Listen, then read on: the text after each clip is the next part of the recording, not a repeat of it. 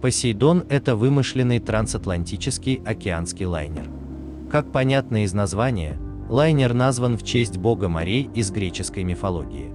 Впервые он появился в романе Пола Галлика «Приключения Посейдона» 1969 года выпуска, а затем в 4 фильмах, основанных на этом же романе. В романе рассказывается о его недавней продаже и преобразовании из 35-летнего лайнера Atlantis в собственно Посейдона. Он пересекает Атлантику в своем первом месячном круизе с портами захода в Африке и Южной Америке.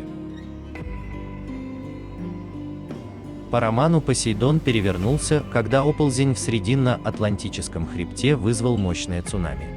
Описание лайнера скудное. Галлика описывал его как 4-винтовый океанский лайнер водоизмещением 81 тысяча тонн. Длиной села 4 городских квартала и высотой с многоквартирный дом с 3 массивными воронками, что сделало бы его очень похожим на лайнер Queen Mary. Писатель Пола Галлика был вдохновлен на написание романа после своего опыта в качестве пассажира на судне Queen Mary после того, как лайнер сильно накренился и его ударила большая волна. В одноименном с романом фильме 1972 года празднование Нового года на роскошном океанском лайнере «Посейдон», идущем из Америки в Грецию, прерывается внезапным ударом гигантской волны, вызванной близким подводным землетрясением. Вода обрушивается на судно и переворачивает его. Небольшой горстке людей во главе со священником чудом удается пробраться в отсеки, еще не заполненные водой. Пассажиры переживают несколько жутких часов в напряженной борьбе за выживание, прежде чем они снова увидят свет солнца.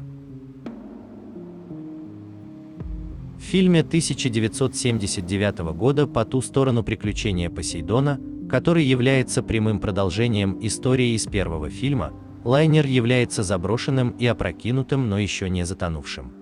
На него садится небольшая группа сборщиков мусора и группа переодетых воров, которые ищут золото и потерянную партию плутония. Оказавшись в ловушке на судне, они встречают группу пассажиров и членов экипажа, которые все еще находятся на борту. В конце концов котлы Посейдона и плутониевый груз взрываются, разрушая значительную часть корпуса и навсегда погружая судно и облучая его обломки до опасного уровня. Далее в телефильме 2005 года «Приключения Посейдона» он представляет собой современный моторный круизный лайнер с грибными винтами, который плывет из Кейптауна в круиз через Индийский океан. События, которые привели к опрокидыванию судна, сильно отличаются от оригинальной книги, поскольку это частично сорванный террористический заговор с целью потопить судно с использованием взрывчатых веществ, которые приводят к опрокидыванию. А в фильме 2006 года судно представляет собой британский океанский лайнер, зарегистрированный в Саутгемптоне, который плывет из неназванного порта в Соединенном Королевстве, предположительно из Лондона, как кратко упоминает один из персонажей. В этом фильме лайнер имеет оригинальный внешний дизайн, не основанный на каком-либо реальном судне, хотя интерьер был вдохновлен современным океанским лайнером Queen Mary 2. Нижняя часть корпуса заимствована у Queen Mary, а вот надстройка нет. Этот Посейдон в фильме также был поражен огромной волной сразу после полуночи в канун Нового года и опрокинулся, но в отличие от оригинала, волна представляет собой не цунами, вызванное подводным землетрясением или оползнем, а волну изгоя. После того, как только 6 выживших спасаются, судно снова переворачивается. В основной части каждой истории группа выживших пытается добраться до перевернутого верха опрокинутого лайнера, надеясь выбраться в безопасное место.